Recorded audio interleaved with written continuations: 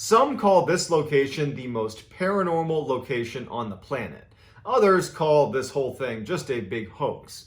But what is undeniably true, and frankly what makes this case so much more interesting, is that unlike the vast majority of paranormal stories and claims, this case was put to an enormous amount of scientific scrutiny. In fact, there was a decade-long study done on this case, where PhDs and scientists converged on this one location and basically around the clock studied, all these claims of the paranormal that was happening in the area.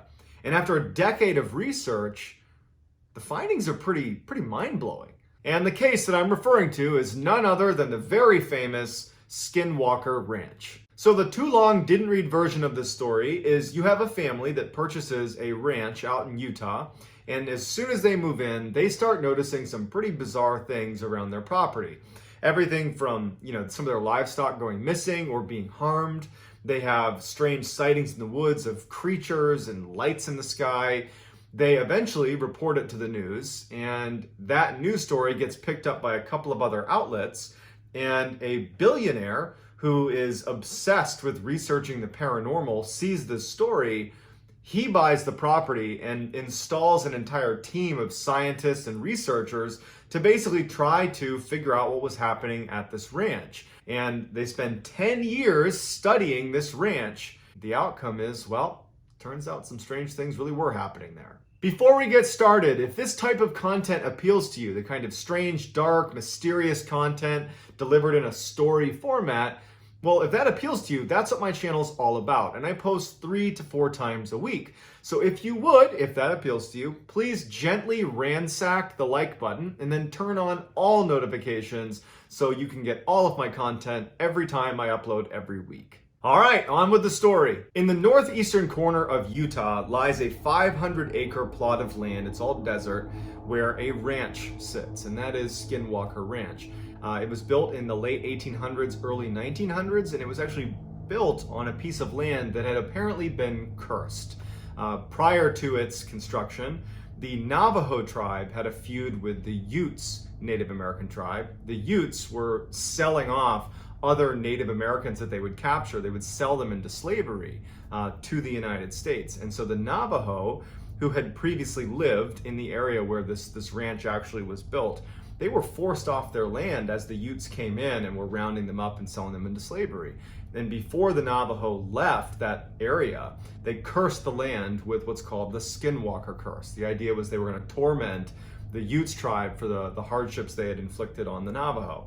The Skinwalker curse, legend has it, is this curse where these witches descend on the area and take the form or wear the skin of various predatory animals in the area, namely large wolves and foxes.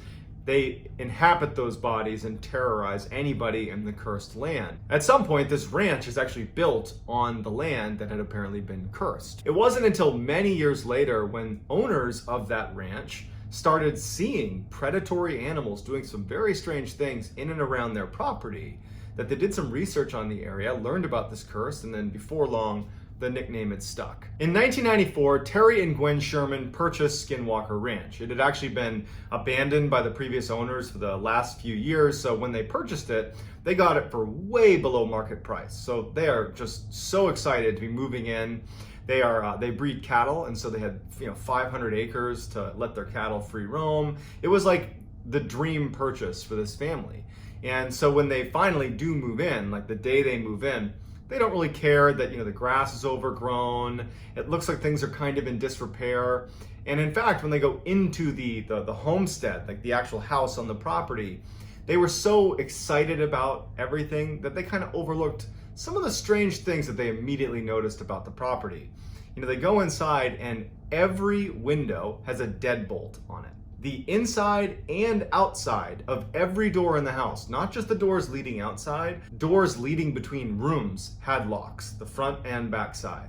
They noticed these big pikes that were driven into the ground at the front door and back door of the property with massive chains stringing off of them, which looked like pretty powerful guard dogs had been there. They're thinking to themselves, well, this is a huge piece of property. Perhaps the previous owners are a little bit paranoid because they're kind of isolated. And so They didn't really raise a red flag when, to be honest, had I moved into a property where every single door and window had multiple locks on it, they had these big guard dogs, I'd probably ask a couple questions. But you know what? Terry and Gwen, they're just so excited about this purchase that, again, they kind of just overlook it. So on the day that they are moving in, Terry and Gwen have some family members over to help them offload trucks and move stuff into the homestead.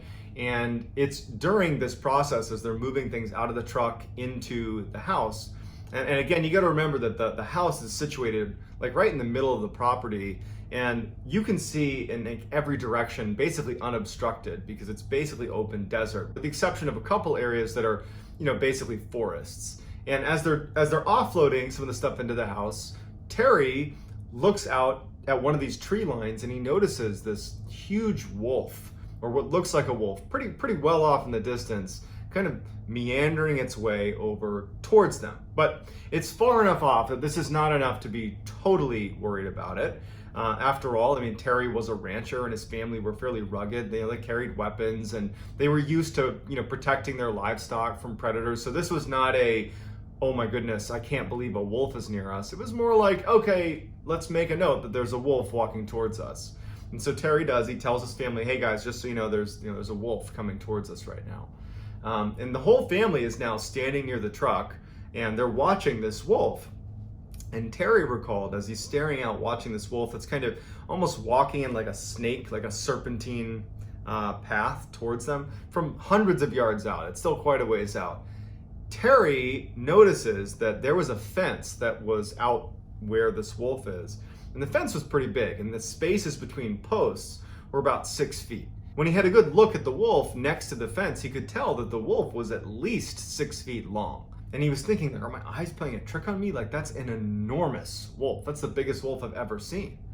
But the wolf wasn't acting angry or aggressive. It was just kind of skulking its way towards them, very nonchalant, broad daylight.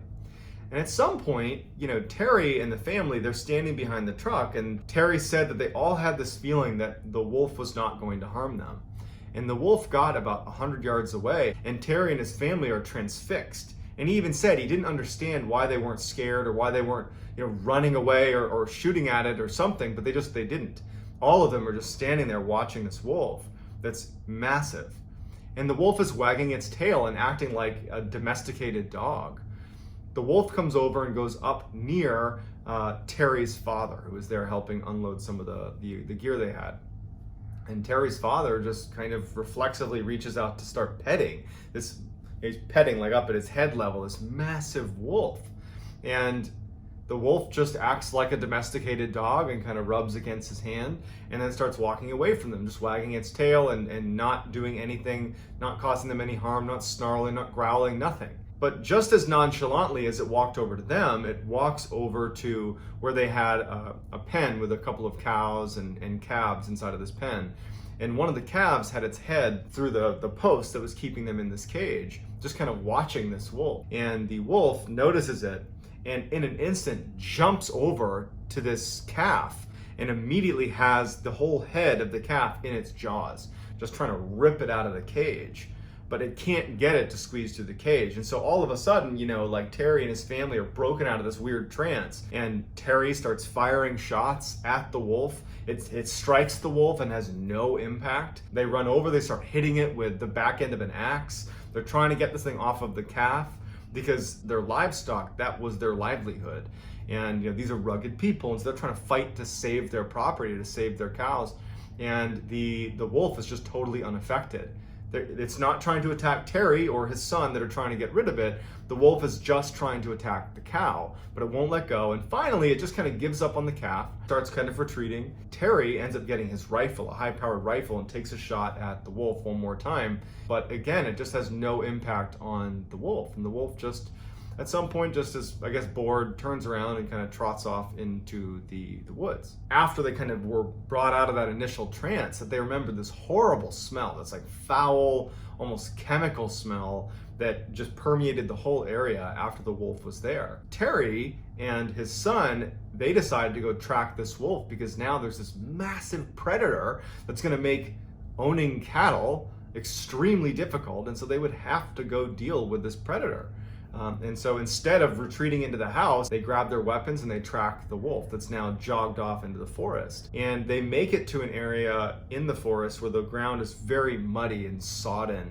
And Terry could easily make out these footprints that just suddenly stop. And they just couldn't make sense of it. And so they went back to the house and they told their family, like, we tracked it into the woods. There's no blood trail. There's nothing. It just walked in and vanished. So this is day one of being at this ranch, and they're all on edge now. The whole family is on edge. They really don't know what to make of that wolf. The sheer size of it, the fact that it was totally unaffected by being shot multiple times. There's real concern over their own livelihood because they keep cattle and they're only going to have more that are going to be out in these pens. And if there are wolves that are 3 times the size of a normal wolf that are walking around killing cattle, that's a big problem if you own cattle. And so they're on edge, and they're all in a way trying almost not to talk about how crazy and how bizarre that encounter with the wolf was. They're just like, they're treating it like it's just a normal predator problem. Like, man, we gotta get those wolves, we gotta protect our cattle. But in the back of everybody's minds, they're like, something very strange is happening here. Gwen, she was having some other very strange things that were happening to her that she was not tying to the wolf thing.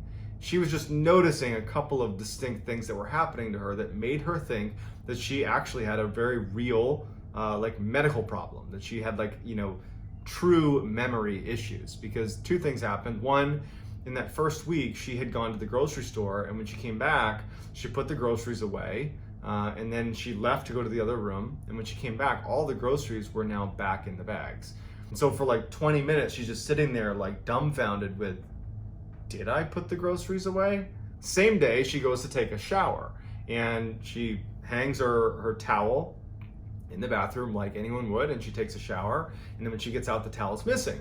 And she's like, she gets another towel and she towels off, and then she finds the towel hanging up in a closet on the other side of the house. And so between the groceries and the towel, she's like, is there something wrong with me? Am I having a stroke? Am I having a medical issue here that I'm literally losing my mind?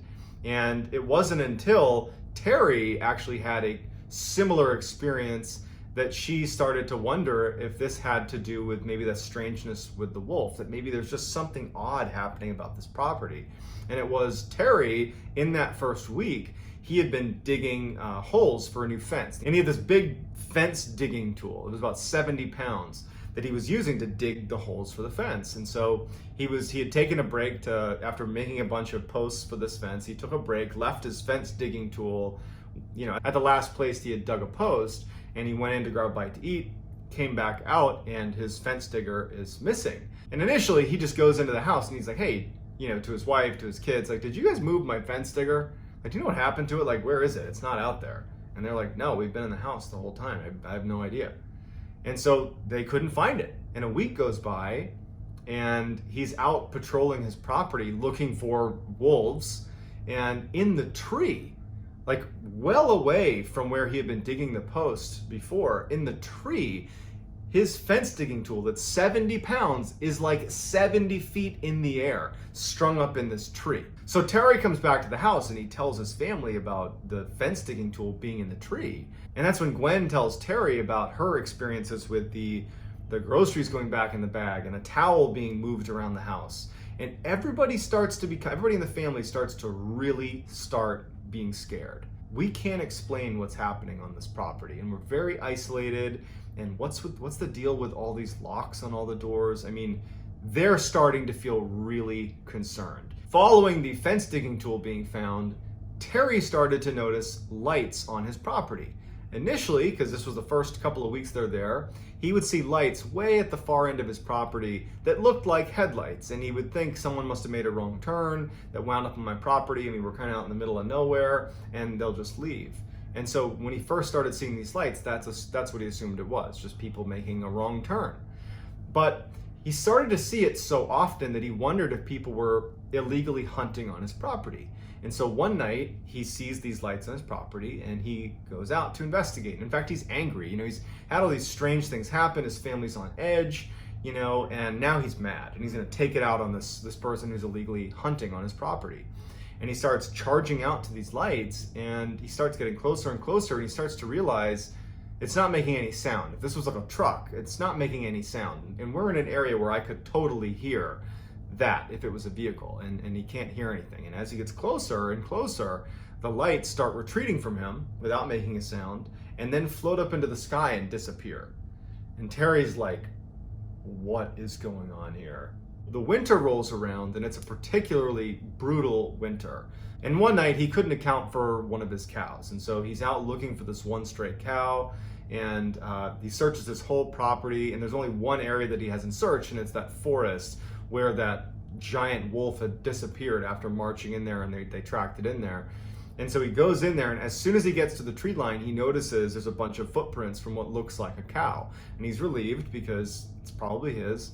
He follows it into the woods, and much like the wolf that had just disappeared in that muddy, sodden area in the forest, in the same spot, the footprints that appeared to be this cow had also just, disappeared. And then over the course of the remainder of the winter, that would happen 4 more times. The animals would run away and just disappear without a trace. By the end of the winter, after all these animals have just mysteriously disappeared, Terry and his family, but Terry in particular, has really gone into full paranoia mode. He, at night, would just stalk his own property, hiding behind bushes with his weapon, and hope to see what was taking his cattle. And so one night, as he's doing another fruitless search around his property, he catches out of his periphery what looks like a kind of mass of something moving around in the trees near his property. And at this point, he was kind of obscured by some shrubs and some plants. And so he kind of crouched down and looked out at the tree line. And he sees in the tree line this strange shape kind of moving about inside of the trees. And he would describe the mass as looking almost like a stealth fighter jet, but really small. And it was making no sound, and it was hovering about 20 feet off the ground. And he's crouched down, not making a sound, watching it. And it's just kind of moving around the tree line. And it has these lights it looks to be kind of scanning the ground. And it's just kind of moving around. It's shining these lights, these multicolored lights in the ground. And Terry moves a tiny bit to get a better angle on this thing. And he makes the tiniest of noises against the brush, just like a tiny little, barely audible sound. And this mass that's pretty far away, the lights immediately turn off, and it angles itself so it's facing directly at Terry. And Terry can feel it right away that it's heard this tiny little sound he's made, and now it's staring directly at Terry. And Terry's terrified, and he's looking at this thing, wondering oh my God, is it gonna come take me? What is this? Is this the thing that's been taking my livestock? And he's terrified, and he's staring at it, and it just flies away. By the spring of 1995, things have gotten really, really bad for Terry and his family. Now, not only are they losing livestock inexplicably, but they're showing up. The actual cows themselves are showing up back on their property, hours or days later, just kind of in random locations on the property, and they look like they've had surgery done, precision cuts, and pieces of them are missing. And in addition, some very strange things are happening at the house. At night, they would see these entities walking around their property, these humanoid, they described them as having no expression, just walking around their property. And sometimes they would walk right up to the glass, put their hands on the glass and look in, but there was no face. And Terry and his family, they had blinds down, and they would use the deadbolts on every single door and window, but they could hear them rapping at the glass, and they could hear them communicating in a language they didn't understand right outside of their house. And this became so regular that it was almost impossible to sleep. Terry's kids started performing very poorly in school because they weren't sleeping. Terry's wife, Gwen, she lost her job at the bank because she wasn't sleeping, and she was delusional. They were all just at an absolute breaking point. Terry is now feeling totally disheartened. One night he's sitting on his porch with his rifle, and he notices out on the horizon a new phenomenon. He was used to seeing the lights on his property that would be off in the distance that would disappear, and he had previously seen that kind of fighter jet thing that was scanning the area. Those were two types of lights he would see, but there was a new light he saw as he's sitting on his porch. It was almost like this orangey orb that appeared off in the distance. Since he had his rifle with a high-powered scope on it, he just lifts up his rifle and he looks through his high-powered scope and he zooms in all the way, and he can see that this orb, he describes it as a portal. That as he's looking at it, it has almost like an oval shape to it, and even though it was nighttime, in the middle of the orange orb is this blue sky. It's as if he's looking through a portal into another world where it's broad daylight and there's a sky. And he doesn't know what to make of it, but he can see that a black figure is crawling out of this portal into his property. And it looks just like the black entities that were kind of basically walking around his property at night. In addition to these figures that are crawling, like imagine that scene from The Ring where the girl crawls out of the well. They're crawling out of this portal into his property and then scurrying away into the tree line. And he sees weird craft as well coming into his property through this portal, and then the portal shuts and disappears. Following this night with the orange portal, Terry started to notice blue orbs that he and his family would say were the worst and most terrifying thing of all of the things they experienced. And considering they had tall, featureless black humanoids peering in their windows and rapping on their windows, that's saying something, okay? So a blue orb started showing up on their property. And the way they described it, Terry and his family, was whenever the orb came near you, it gave you this extreme sense of anxiety. It was almost like it was emitting this feeling that you automatically got where suddenly you were unbelievably anxious and terrified of the blue orb. And then as soon as it left, you would, not be anxious anymore. And so one night he's sitting on his porch like he had begun doing, and he sees this orb show up on his property. And his 3 dogs are sitting with him that see the orb, and they start growling and barking. And so he lets his dogs go, thinking that maybe they can scare this thing off. And the dogs take off running towards this blue orb. And they chase it, and you can see the orb, Terry can see the orb that starts to kind of retreat. And he's thinking, oh my goodness, I finally won something. My attack dogs are gonna scare this orb away. And they chase off into the woods, and he sees this thing, the blue orb, retreat into the woods. And then when he's thinking again that finally a little victory for us, he hears his dogs yelping. And he's too terrified to go check it out, and so he ends up going inside and locking the doors, locking the windows like they had been, and just kind of retreating. So the next day, when the dogs haven't returned, Terry and his son, they go out looking for the dogs in the forest. And when they get out there, they get to a clearing and they find 3 stacks of ashes in like little burned out circles, as if there had been a fire previously in these 3 little spots. And it turned out it was the ashes of his 3 dogs that had gone into the woods. They had just been vaporized. Terry decides that it's time to leave, and he wants to sell the ranch. And so he puts the property up for sale and goes to a local news outlet, and he tells them about what's happening on his property.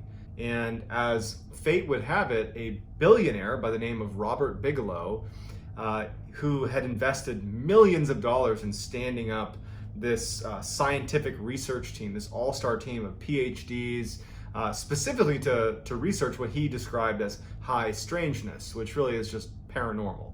Basically, he was obsessed with the paranormal and wanted to investigate the paranormal. And he had actually seen that fairly obscure story. When he saw that it was up for sale, Robert Bigelow, the billionaire, saw this great opportunity to buy the piece of property and actually make it the headquarters of his own scientific research team. Not only to investigate what was happening on Skinwalker Ranch, but use it as kind of a hub to do other scientific research. So he purchases the ranch, and Terry actually, even though he did not want to spend any time at the ranch, on some level wanted to know what the research was going to show, because he was very curious, like, what is going on at this ranch that's been plaguing my family. So he offers to stay on as kind of like the ranch manager, because Robert Bigelow and his team are a bunch of scientists and business people. They don't have any experience on the ranch, and so they're happy to keep him. So Terry is still connected to the ranch, but at this point he's sold it to Robert Bigelow. So Robert Bigelow's scientific team was called the National Institute for Discovery Science, or NIDS, N-I-D-S, NIDS for short. And Bigelow had actually built the team before purchasing Skinwalker Ranch, And what he went out and did is he recruited some of the most incredible scientists and PhDs he could possibly recruit, but he didn't want people that were interested in the paranormal. He wanted people that were inherently skeptical, so that if he was ever able to kind of prove the existence of high strangeness, that he would have credibility in doing that. And so he went out and found these incredibly skeptical, incredibly smart scientists and PhDs.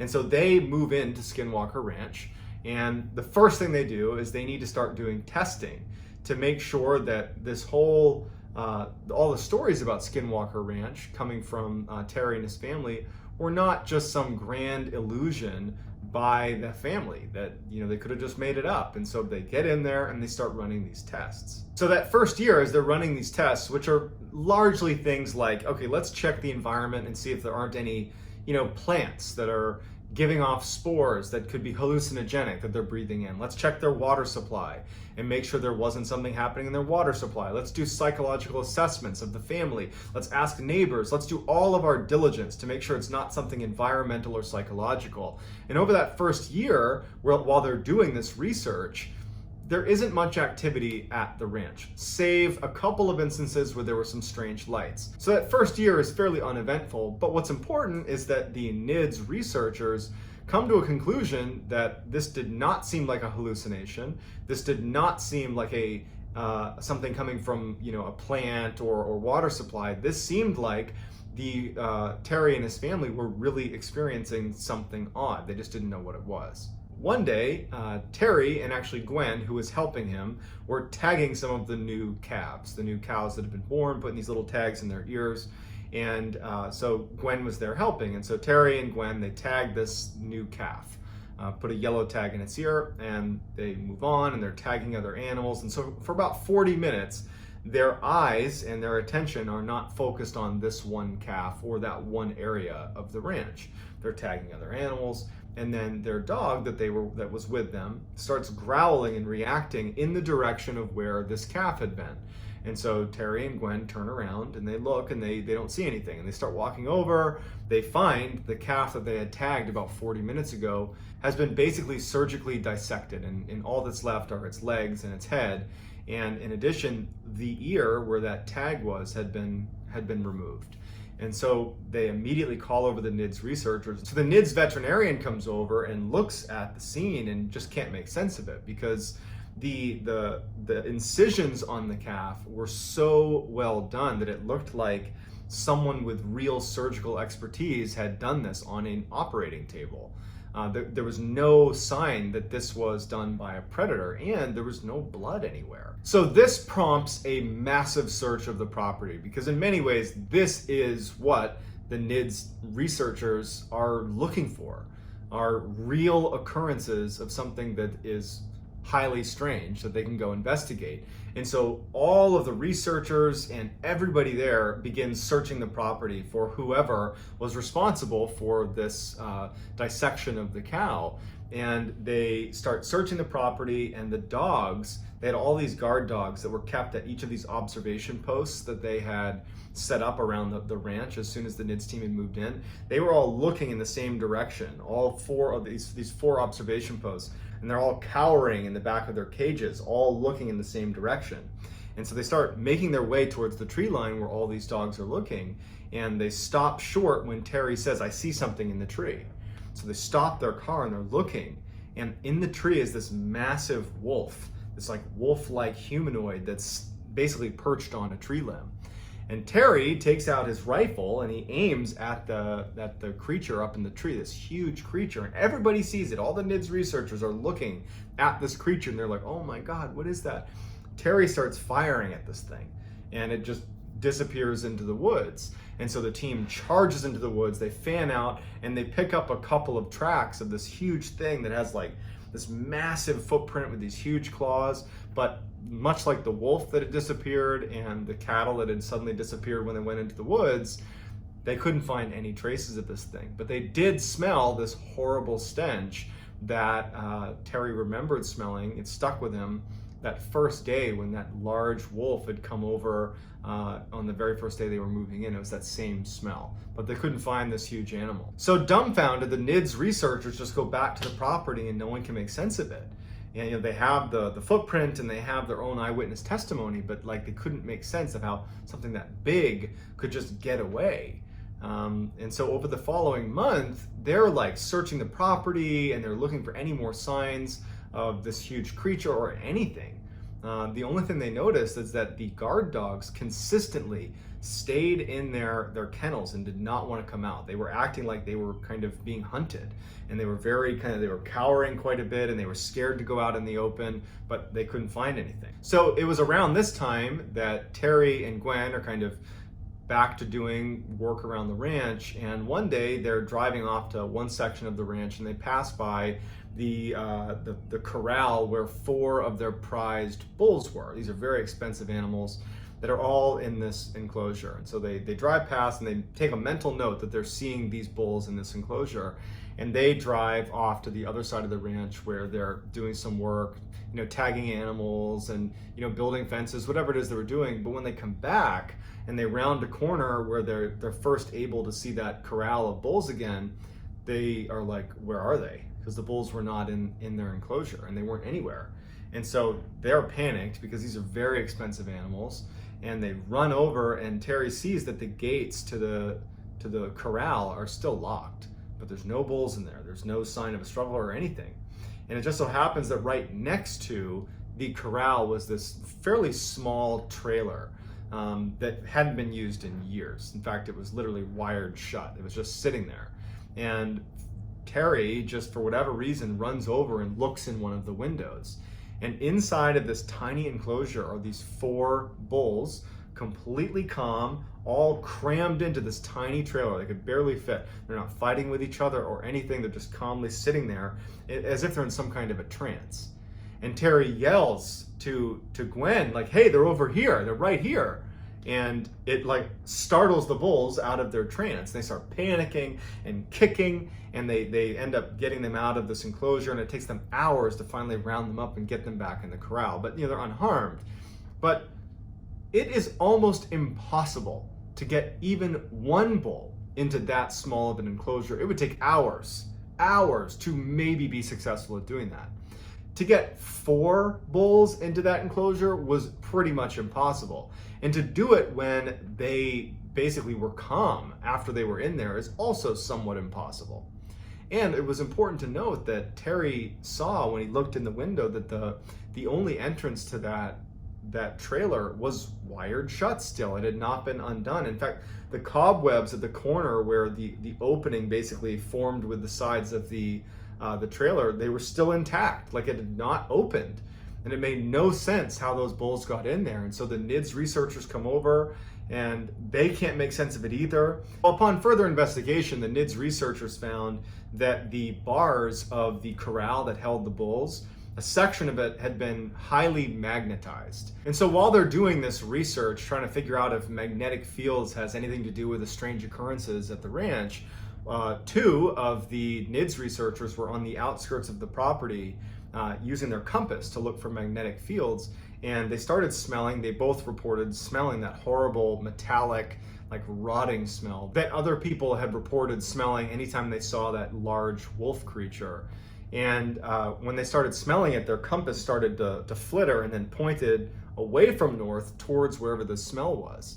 And they remember thinking that they felt like they were being watched. And it went on for a few moments, and their compass didn't waver. It was aimed in the direction of the smell, and they're both on opposite sides, pointing in the same direction.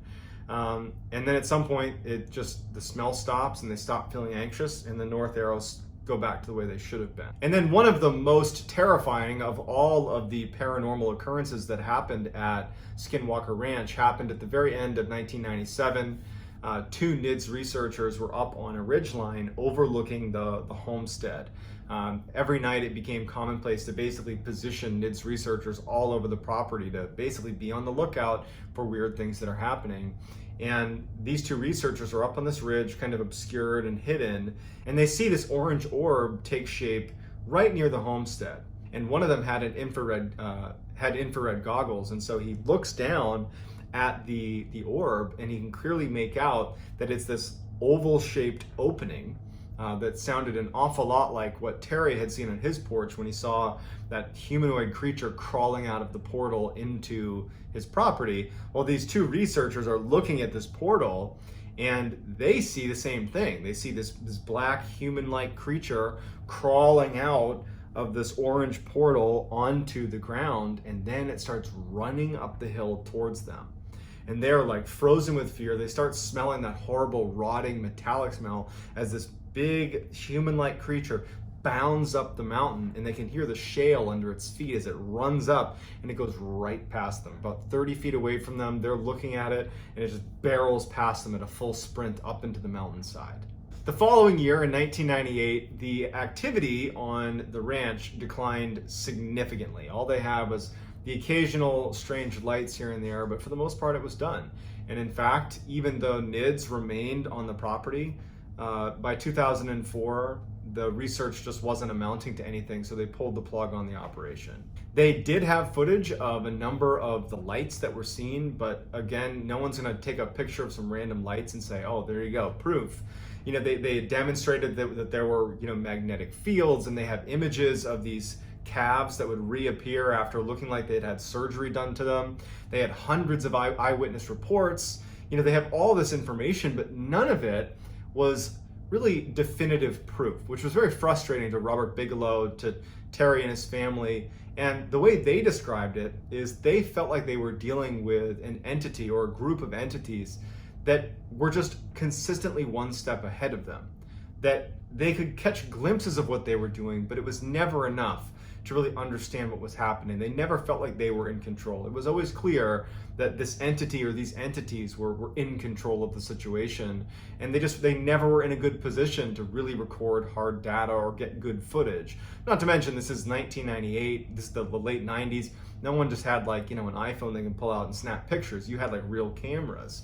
And so the best they could do was some pictures of light and some of the animals that had been mutilated. There's been numerous books put together by some of the people that were a part of this NIDS research team, and to this day they believe that what they saw was a result of some paranormal activity. And to this day, many people believe that this is one of the most credible instances of paranormal activity occurring. So I'd love to hear what you think in the comments, whether you think this is a total fact or a total hoax or somewhere in the middle. I'd love to hear about it in the comments. And if you want to get in touch with me, you can message me on Instagram. My handle is johnballen416. Also, I post quite a bit on TikTok. My handle is Mr. Ballen. And that's going to do it, guys. I hope you got something out of this. And until next time, that's going to do it. See ya.